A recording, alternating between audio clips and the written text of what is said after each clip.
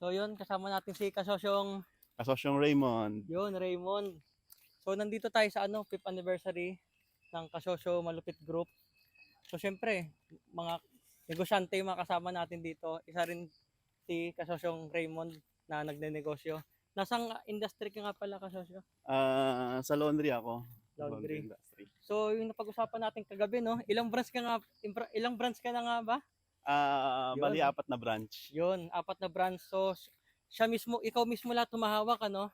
Ako Oo. mismo.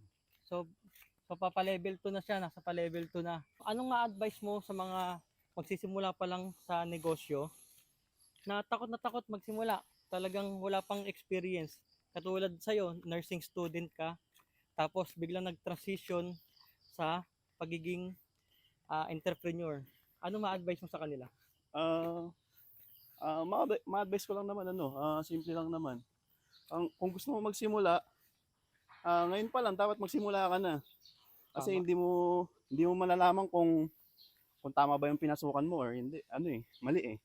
Kasi pag Oo. hindi ka nagsimula ngayon pa lang, kailan mo sisimulan? Oh, kaya mo sisimulan kung wala na, nakapagsimula na yung iba, no? Sa Oo. idea mo na yon, naagawan ka na. Mm. So nakasubo ka na ba sa pagkalugi sa negosyo? Ah, maraming beses na. Yun. Yung mga lugi ko nung panahon ng pandemic, lahat sarado. Oh, di ba? Tapos hanggang ngayon naka 4 branch na siya ng laundry shop niya. So ganun siya kalupit. Ah. Kahit ilang baksak na ng negosyo, yun tuloy-tuloy pa rin. So yun, huling question ko.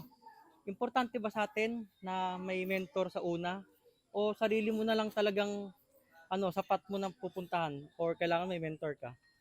Actually, yung mentor kasi, shortcut yan eh. Pero kapag nagsimula ka, mas maganda yung wala ka pang mentor, pero nakapagsimula ka na.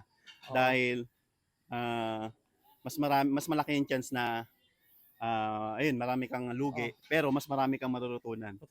Oo. So kumbaga yung magiging mentor natin sa mga pagkatalo natin, siya na yung magtatama lalo, no? Kasi na-experience mo na. So siya maggagabay na lang sa'yo papunta sa gusto mong puntahan, ano? Tama. Tsaka, kapag umpisa pa lang, may mentor ka na, tapos hindi mo pa na-experience yung mga mali mo, hindi ka maniniwala sa mentor mo eh. Oo, totoo. Pero siyempre yung ibang mentor natin, napagdaanan nila yun eh. Kaya alam nila kung saan ka magkakamali, di ba? Oo. So yun, maraming salamat sa oras mo. Kain na. Yun oh. Yun. Thank you.